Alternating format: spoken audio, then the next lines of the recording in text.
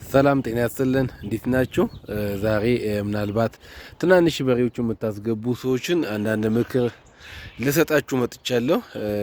አሁን ገና በዓል አልፏል። ገና በዓል ካለፈ በኋላ ቀጣይ የምንዘጋጀው ለፋሲካ በዓል ነው። ፋሲካ ደግሞ ቢያንስ ከዛሬ ቀን ጀምሮ ዛሬ ቀኑ የጥምቀት ቀን ነው።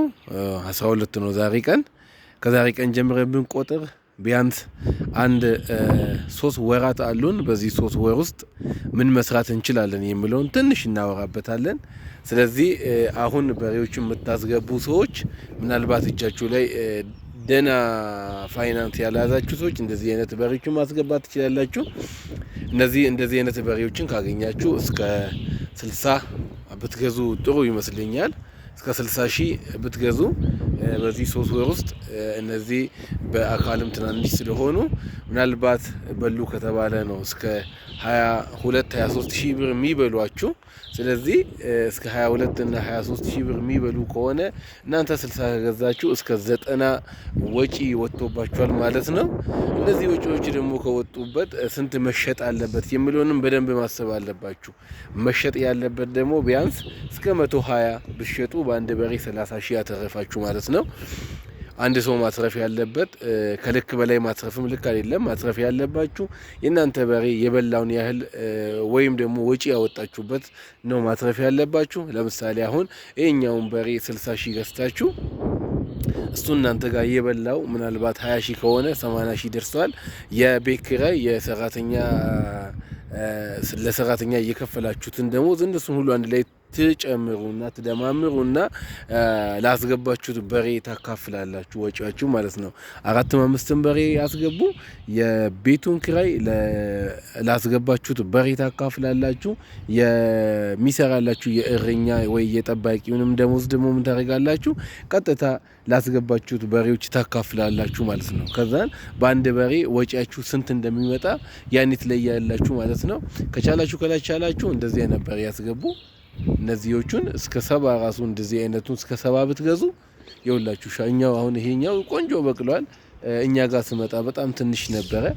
ስለዚህ እንደዚህ አይነቱ እስከ ፋሲካ በጣም ብዙ ይጨምራል። እስከ 150 እና 170 የሚሸጥ በሬ ይሆናል ማለት ነው። እንደዚህ አይነት የምትገዙ ደግሞ እስከ 120 መሸጥ ይችላል። ባለፈው የገና በዓል ላይ ምናልባት ገበያ ሄዳችሁ አይታችሁ ከሆነ ሰው የሚፈልገው ትናንሽ በሬ ነው የሚፈልገው። ትላልቅ በሬ በብዛት አይፈልግም። ያው ከኢኮኖሚ አንጻርም ሰው እጁ ላይ ባለው ነገር ነው ተደራጅቶ መጥቶ የሚገዛ ስለሆነ መካከለኛ በሬዎችን ገዝታችሁ ብታስገቡ መልካም ይሆናል። አንድ በሬ ልክ እንደነገርኳችሁ 60 የምትገዙ ከሆነ የምታወጡበት ወጪ አንጻር አይታችሁ እስከ 120 እኔ ያጋጠመኝ ምንድነው በገና በዓል ላይ ያጋጠመኝ ሰው እስከ 100 እስከ 90 እስከ 110 ይፈልጋል። እኔ ጋር የነበሩ በሬዎች ደግሞ እስከ 260 ነበረ። ስለዚህ የሰው ፍላጎትም ማለት አንድ ነገር ስትሰሩ ፍላጎት በከፍተኛ ያለበት አካባቢ ላይ ነው መስራት ያለባችሁ። ሰው ምን ይፈልጋል? አሁን በሬ ማድለብ ብዙ ሰው መስራት ይፈልጋል። ነገር ግን ማንስ ይፈልጋል ማለት በላተኛው ምን ያህል በሬ ምን አይነት በሬ ይፈልጋል የሚለውን በደንብ ማጤንና ማየት አለባችሁ። እንደዛ አይነት ካላያችሁ የሰራችሁት ስራ ገዢ ታጣላችሁ ማለት ነው። ለፍታችሁ ሰርታችሁ ገዢ የምታጡ ከሆነ ችግር ውስጥ ነው የምትገቡት። ገበያ ላይ ደግሞ ቶሎ የሰራችሁት ስራ ቶሎ ካልሸጣችሁ ነገ የእናንተ ፋይናንስ ቀጣይነት ችግር አለው ማለት ነው። ለምሳሌ አሁን እንደዚህ አይነት በሬዎች ገበያ ላይ እስከ 140 ይሸጣሉ። እነዚህ በሬዎች በዚህ ሰዓት አሁን ይሄኛውን የ140ውን ገዝታችሁ የምታደልቡ ከሆነ ብዙ ወጪ ነው የምታወጡበት። ቢያንስ እስከ 170 ይሆናል ወጪው። መሸጥ ያለባችሁ ደግሞ እስከ 210 ነው። 210ስ ማን ይገዛኛል የሚለውን በደንብ ማሰብ አለባችሁ። ስለዚህ ለተጋነነ ወጪ እንዳትጋለጡ ግዢ ላይ በጣም ተጠንቀቁ። ወይ ደግሞ ምናልባት ቆንጆ በሬ እናስገባለን ያላችሁ እንደሆነ ምናልባት ሊረዳችሁ ይችላል። የእናንተ አካባቢ ትላልቅ በሬዎች የሚፈለጉ ከሆነ ቆንጆ ሻኛ ያለው ወይ ደግሞ ሽንጣቸው ረዘም ያለ ቁመት ያሉትን መግዛት አለባችሁ። ይሄኛውን ቢዝነስ ውስጥ መግባት የምትፈልጉ ሰዎች በቴሌግራም እኔን አናግሩኝ። ቆንጆ በሬዎችን ልገዛላችሁ እችላለሁ። በሬ ግዢ ላይ እንዳትሸወዱ። መልካምና ቆንጆ የሆኑ በሬዎችን ካልገዛችሁ ሽያጭ ላይ ትቸገራላችሁ በቃ። ስለዚህ ምንድነው ማድረግ ያለባችሁ? በተለይ ማንኛውም አይነት ስራ ስትሰሩ ወደ ስራው ሳትገቡ በፊት ስለ ስራው በደንብ ማወቅ አለባችሁ። በተለይ የበሬ ማድለብ ላይ ሳትገቡ ግዢ ላይ እንዳትሸወዱ። ግዢ ላይ ከተሸወዳችሁ ሽያጭ ላይ በጣም ትቸገራላችሁ።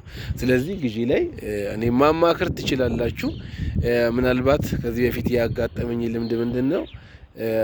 ሰው ብቻቸውን ለመግዛት ሄደው የተነገራቸው ዋጋ የተጋነነ ነው። እነዛ ነው በሬ እኔ ሄጄ ስገዛ ደግሞ በትክክለኛ ዋጋ ነው የገዛውላቸው። ስለዚህ ምናልባት አዲስ አበባ አካባቢና ሸገር ሲቲ ላይ ያላችሁ ሰዎች አዳማ ገበያ መጠቀም እንችላለን። ቆንጆ በሬዎች እዛ ይገኛሉ። ስለሆነ በየደረጃችሁ በፈለጋችሁ መጠን መግዛት ትችላላችሁ። ስለዚህ እንደዛ አይነት ስራ መስራት ትችላላችሁ። ስለ መኖ አመጋገብ፣ ስለ ቤታቸው በቀን ስንት ሰዓት መመገብና እንዴት መሰጠት ያለበት መማር ከፈለጋችሁ ቴሌግራም ላይ ያናግሩኝ። እናንተን የሚያስተምሩ ቪዲዮዎችን ምናልባት በመካከለኛ ዋጋ ልሰጣችሁ እችላለሁ። ስለሆነ አናግሩኝ። መልካም ቀን ይሁንላችሁ። በሉ ደህና ሁኑ።